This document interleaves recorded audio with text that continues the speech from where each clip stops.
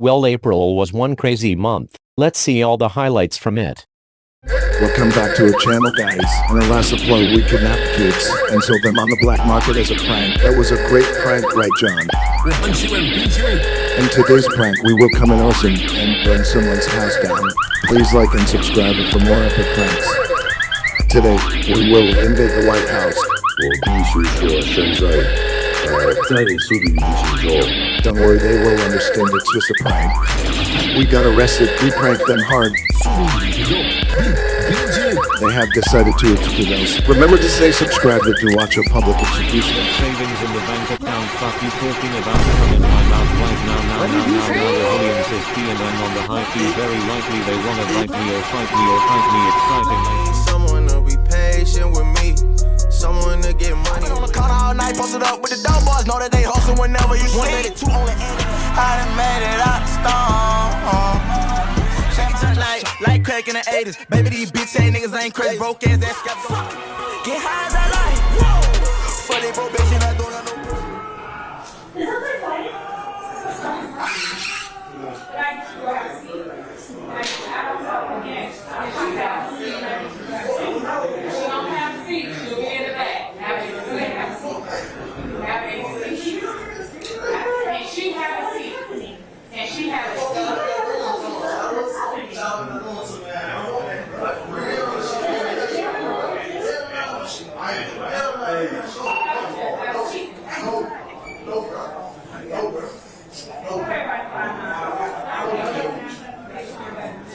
Hey y'all, Christian, chill. This is what they want y'all, just chill.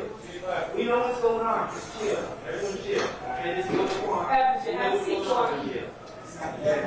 Say less, right. Everyone chill. We playing chess here.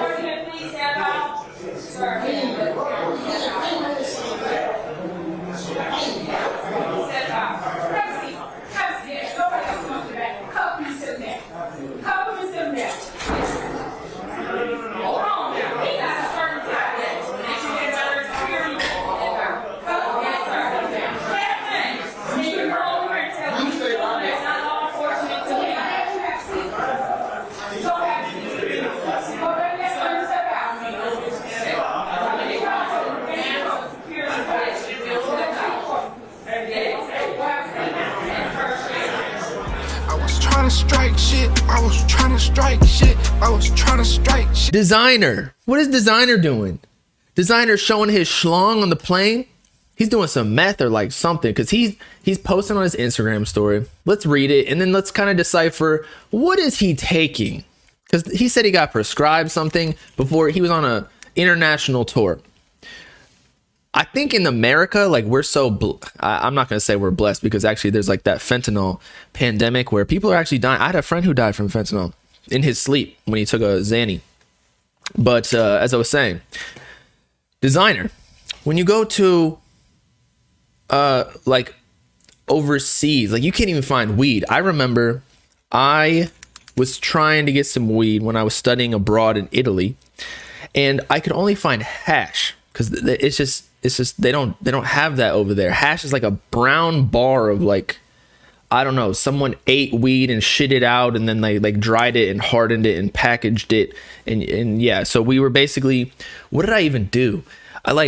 put it in a spoon like I was a crack addict or something, and like put it over a stove top, but like the one that has the coil, and we would just inhale the fumes above it. Like we just put the hash on the hot stove.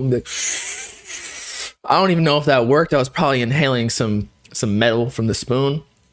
Donald Trump stands before a judge, the first former president in history to be arraigned on criminal charges. Court officers stood immediately behind him as he sat at the defense table. Cameras in the 15th floor hallway recorded the unprecedented scene. Will you come speak to us, President Trump? And look, a court officer didn't hold the door for him as it closed. The former president actually has to push the door open for himself, which is probably the first time he's had to do that in quite some time. Trump looked grim and glowered at the camera. Inside court, he was scowling again. His demeanor was described as visibly angry. It seemed that when the attorneys spoke on his behalf, that they seemed to say things that he liked. They even, I noticed, called him the president. No one referred to him on his counsel as the former president. Trump was fingerprinted and assigned a booking number, a permanent record of his arrest. But no mugshot was taken. America held its breath as the top broadcast and cable news networks interrupted programming for the historic event. At this moment, at 1:24 p.m. Eastern Time, Donald J. Trump is under arrest. The historic indictment was unsealed. As expected, 34 counts of falsifying business records relating to hush money payments to porn star Stormy Daniels and former Playboy model Karen McDougal. This is a historic moment. We have never seen this before in the United States of America. It is a moment that he will never forget, his family will never forget. Trump himself proclaimed his plea before the judge, not guilty. Typically, the lawyer, I would say on behalf of my client, not guilty, but he clearly, I know from having conversations with the defense counsel, he wanted to say it himself because of the optics. He wanted the world to hear him say, I'm not guilty. Like gra, keep it a stat. Bitches is ass if we keepin' it crack. Bad little redhead, she bout to black, we come out. Make me believe in love.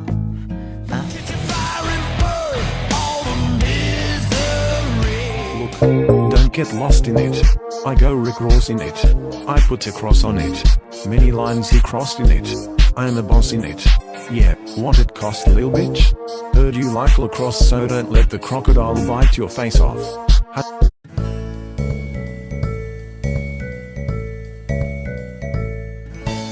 Top down in my essence, diamonds dancing like I'm famous, Amos. I got hits like Devin Haney, feel like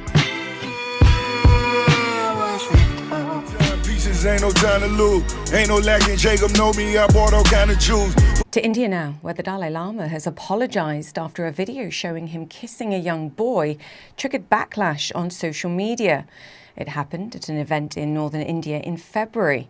The Dalai Lama's office says His Holiness, quote, regrets the incident. Vedika Sood joins us now live from New Delhi. I think, Vedika, anybody that's read the Book of Joy with Archbishop Desmond Tutu knows that the Dalai Lama can be a joker. But I think there's no surprise that this has caused outrage, consternation all across the internet and beyond.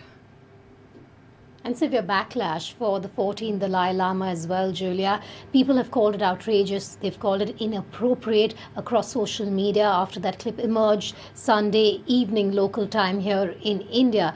I want to take you through the sequence of events, and I want to make it very clear that it's extremely disturbing for our viewers to actually watch that interaction between the minor boy and the Dalai Lama in northern India. Now, this incident dates back to February this year, and what we can see in the video is the boy going up to the Dalai Lama and asking for a hug. The Dalai Lama then calls him on stage, invites him on stage, and also asks him to give him a kiss on the cheek along with that hug, and the boy obliges. Moments later, you see the Dalai Lama then asking him to kiss him on his mouth. And then he brings in the boy's chin, and he kisses the boy on the mouth. Now, this is disturbing enough. And then seconds later, the Dalai Lama asks the boy to actually go ahead and also suck his tongue. This is extremely disturbing for people across social media and otherwise. It's led to a lot of backlash, like I mentioned, because of which 6 weeks after this incident, and mind you, not before, The Dalai Lama's office has now come out with a statement where they've said that the Dalai Lama regrets the incident. And I'm going to read a bit of that press statement as well. It says a video clip has been circulating that shows a recent meeting when a young boy asked His Holiness the Dalai Lama if he could give him a hug. His Holiness wishes to apologize to the boy and his family as well as his many friends across the world for the hurt his words may have caused. Interesting to note that they're talking about the words and how it may have hurt people, the words and not the actions that you see in that video.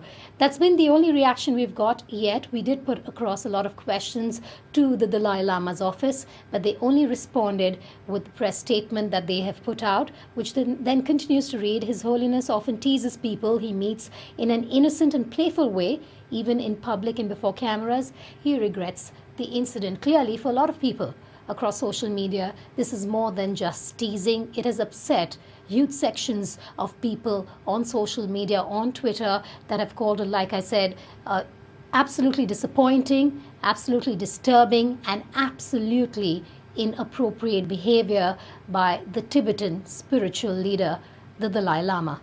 No airports and no flights, this is how I want to live my life, is that alright?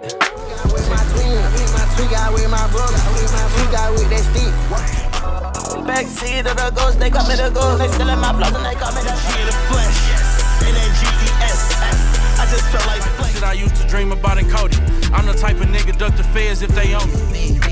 Right now, niggas, they're juvie. Paid off, brand new Wraith, skate off. I had the gas to take off. I heard that boy was miles an hour thinking of you. That's right, my channel is now 2 years old, thanks to anyone who celebrated it. Thanks for watching. The highlights of May will come out in June, so stay tuned for that. And with that, I'll see you in the next one. Bye.